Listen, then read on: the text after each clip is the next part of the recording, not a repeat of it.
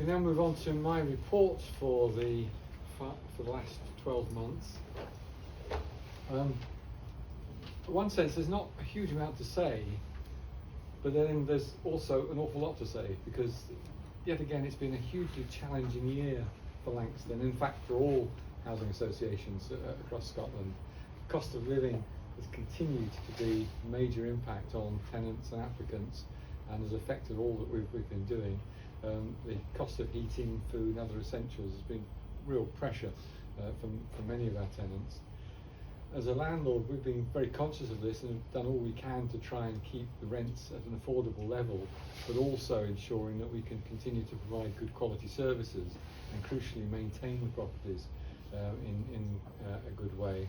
And that's been particularly challenging given the construction industry is facing huge costs in the price of materials, and there have been labour shortages and cost pressures there as well. So it's been a very challenging year all round to maintain the kind of services that we want to persist with. But I think we have managed to do that effectively. The repair service is still a good service, and the quality of the services we provided through our staff have been sustained as well. So I'm really pleased, therefore, to be able to report that in face of all those challenges, we remain a very solid and sustainable organisation, and that we've got a good financial base from which to operate. And that's absolutely crucial, obviously, for the longevity of the association. I'd also want to pay tribute to the board members and the leadership team within the association, and all of the staff who've had to work through, say, very difficult situations to maintain the quality of service that we want to sustain. But in addition to just keeping the ship afloat, so to speak, we've also been involved, I think, in some very positive initiatives. Working with Aberdeen City Council, we've been able to make available 36 properties for Ukrainian families who've been forced to leave due to that horrendous war that's ongoing.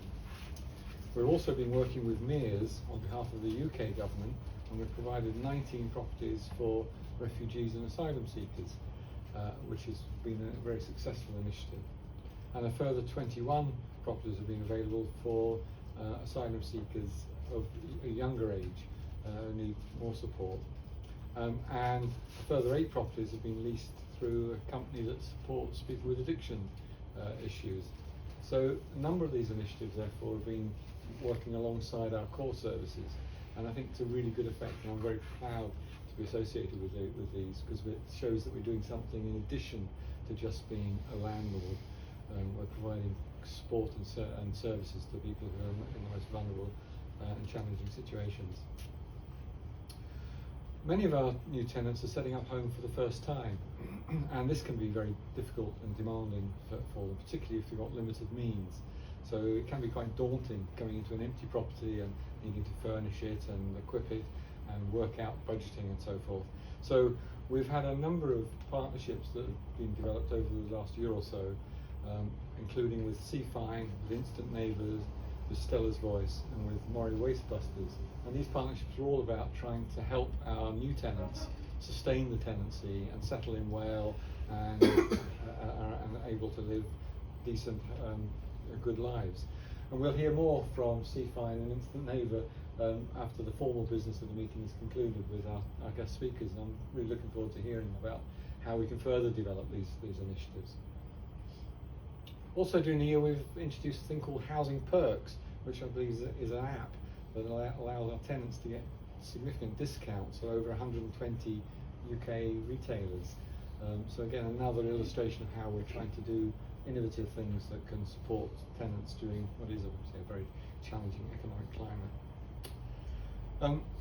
And the final mention for initiatives is to our new Tenants Scrutiny Committee or group. And that's early days yet, but I think it's good signs of this being a really effective way of us improving our communication with tenants, taking on board ideas and proposals and working in a more collaborative way. So it'll be excellent to get the input from that group into policies and procedures and practices as we move forward. And alongside that, we've also been furthering the idea of walkabouts across the different schemes of Langstane. And I think these provide, again, an interesting and informal way of tenants and staff, and hopefully as the year proceeds, direct board members are getting more engaged in these walkabouts as well. So we can get below the surface and understand more about the neighbourhoods in which our properties are located, and some of the issues and concerns that tenants may have, some of the ideas for improvements that can come forward. So they're, again, very practical, very straightforward way of encouraging greater engagement and connections and contacts between particularly staff and tenants, and say hopefully also board members going forward. As a board, we've continued to look at our longer term strategy, and I reported last year that we hoped to get back into new developments at some point in the future. We've not felt that this year would have been the right time to make that progress, given all the challenges that I've already referred to, but we're still very keen to get back into new developments, and we'll be pursuing that over the next 12 months in terms of looking at where would be the best opportunities and what would be the best type of properties to develop. So this is something that's still very clearly on our agenda, and we're keen to pursue it. So in conclusion, we remain strong and financially viable as a housing association. We're providing good quality homes to nearly 3,000 families that make a real impact on the quality of life for those people. We're working across the whole of the northeast of Scotland, and we are constantly looking at ways in which we can improve and extend the range and quality of services that we provide. I believe that we do have a unique selling point as an association. We do add value, and we're not just another association providing properties, but we're an association that provides properties and support to some of the most vulnerable and needy people within our communities. So in conclusion, can I thank my fellow board members, and I think it's worth remembering that they're all very busy people, board members, and as somebody once said to me, if you want something doing, ask a busy person. And I think the board members exemplify that, because they've all got busy lives, but they give up voluntarily the time to commit to Langstane. And they often forget that without a board, there would be no Langstane. So the organisation is absolutely dependent upon people who are willing to give up their time to commit. So I'm very, very grateful for the support and the inputs from the other board members. But also, we have a very strong and effective leadership team within Langstane, and so we have some good quality reports and services that come to the board to enable us to make hopefully effective decisions. And that leadership team in turn is supported by a strong and very committed staff group, and I absolutely appreciate that it's hard work working for Langstane, providing services in a difficult economic climate to people who are in great need, and sometimes not always being appreciated. I was hearing an incident from Helen this morning about the contractors who had to lock themselves into a flat because they were being attacked by a neighbour who was unhappy with something that they were doing, I'm not sure what. But that's something that staff do have to contend with, and so we've recognised that and really appreciate the commitment and enthusiasm that staff show to the organisation. So with that, I'll conclude my remarks.